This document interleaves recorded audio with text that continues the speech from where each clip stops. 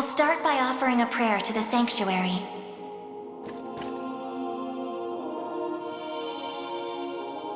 He who bears the ring of the unicorn, present its grandeur before me.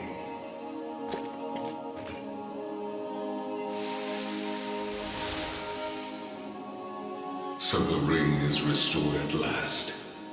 You have done well. If I may ask a question. You said that if we wished to match Galerius' might, we would first need to unbind the ring's power. But I wonder, why did you bid us return here after?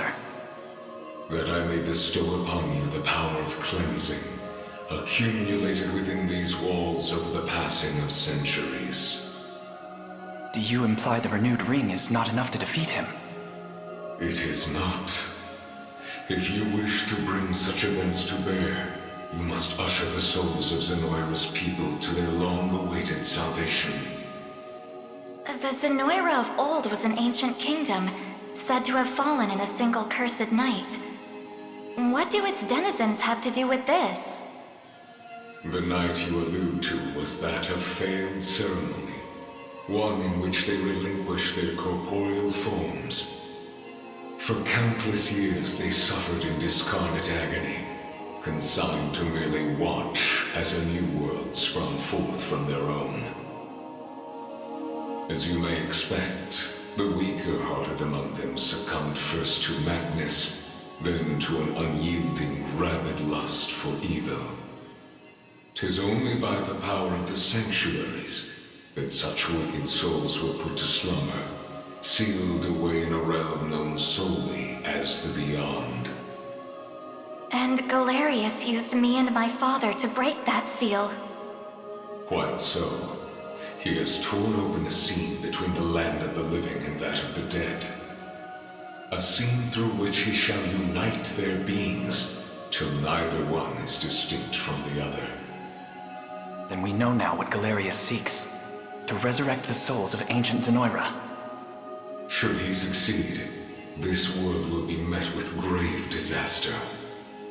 Yet that is why our sanctuaries exist. Make use of our strength and bring eternal salvation to the souls of the lost. Now, the power of cleansing housed within these sacred grounds will prove a great boon in the battle ahead.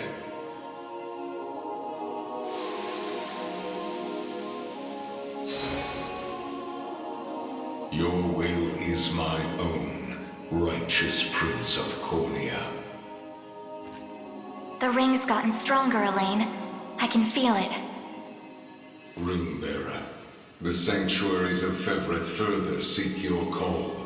Deliver your presence unto each in turn, that we may aid you when the fated time arrives.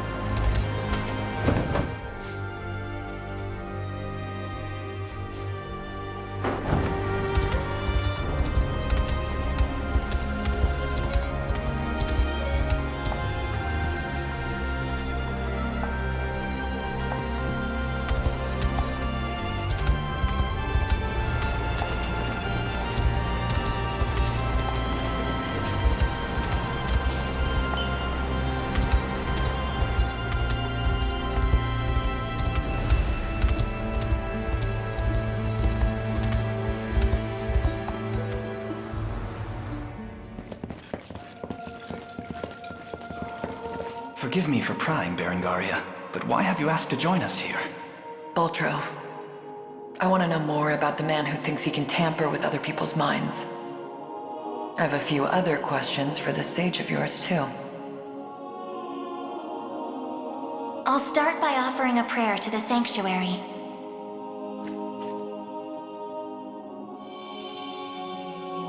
He who bears the ring of the unicorn, present its grandeur before me.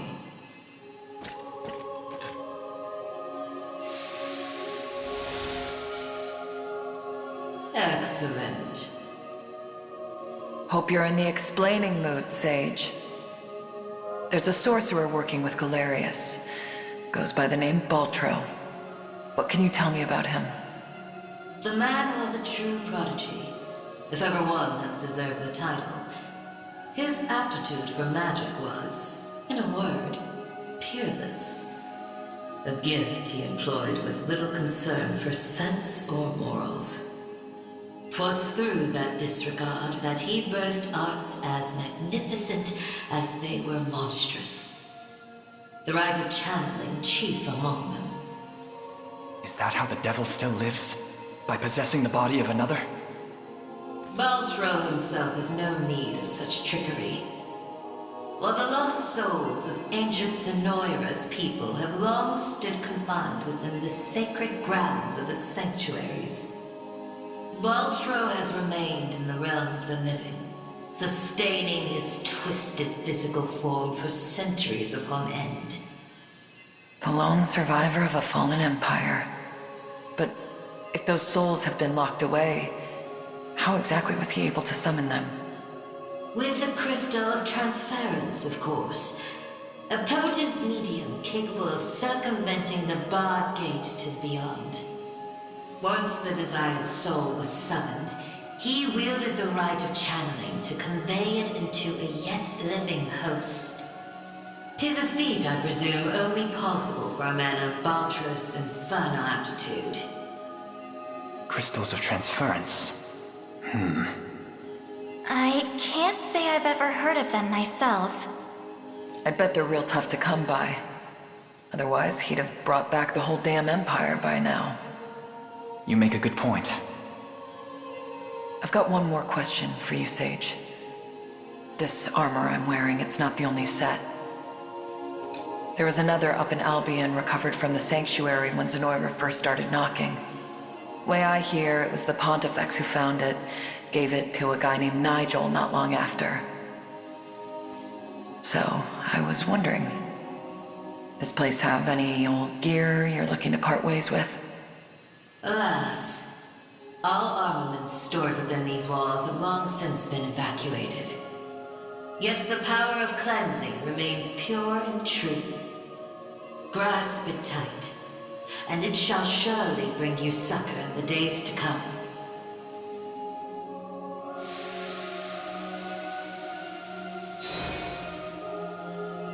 Your will is mine own, righteous Prince of Cornia. The ring's gotten stronger, Elaine. I can feel it. Ringbearer, the Sanctuaries of Fefrith further seek your call. Deliver your presence unto each in turn, that we may aid you when the fated time arrives.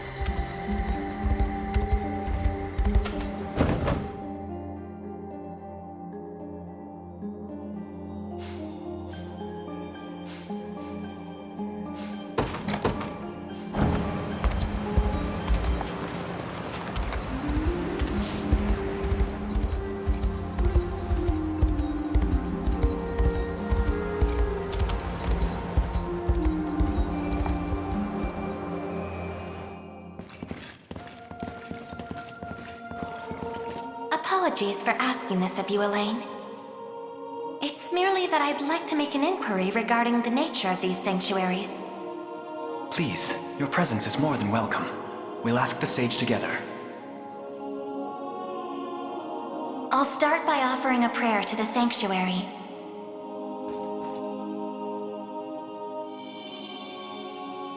He who bears the ring of the unicorn, present its grandeur before me.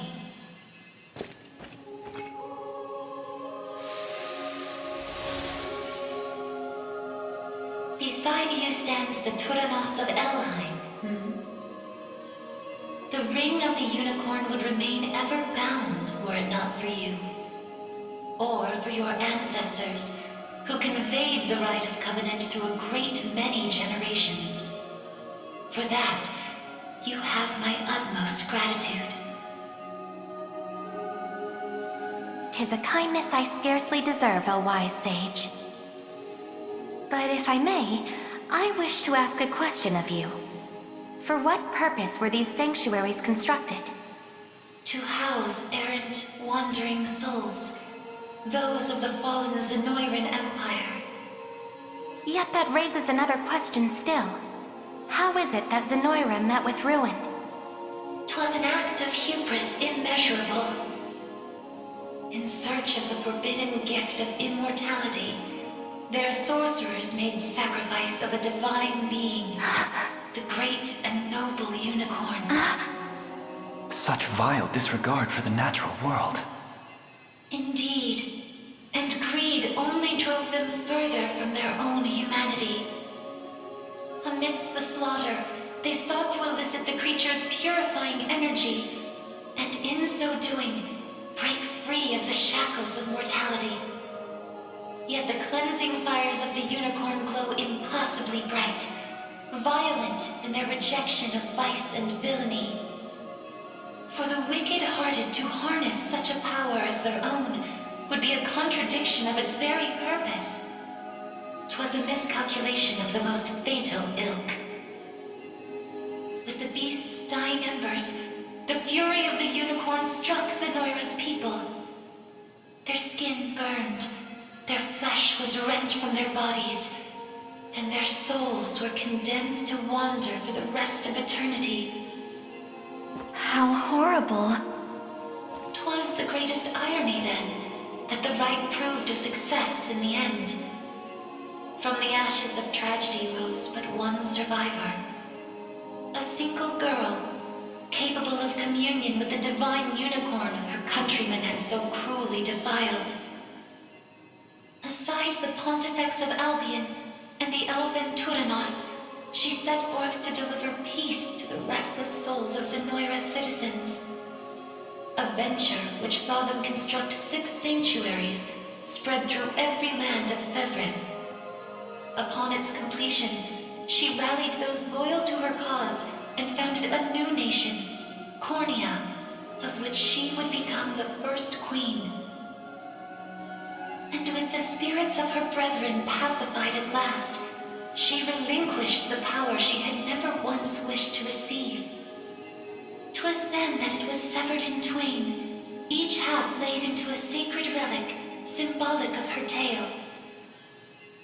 The ring of the unicorn. And that of the maiden.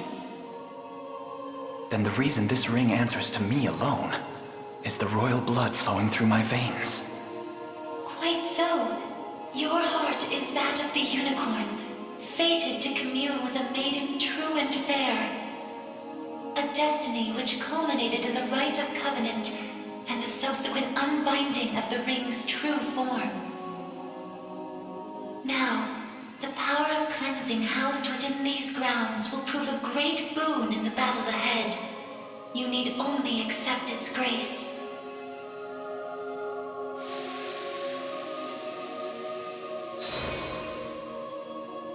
Your will is mine own, righteous Prince of Cornia. The ring's gotten stronger, Elaine. I can feel it. Ringbearer, the sanctuaries of Thevrith further seek your call. Deliver your presence unto each in turn, that we may aid you when the fated time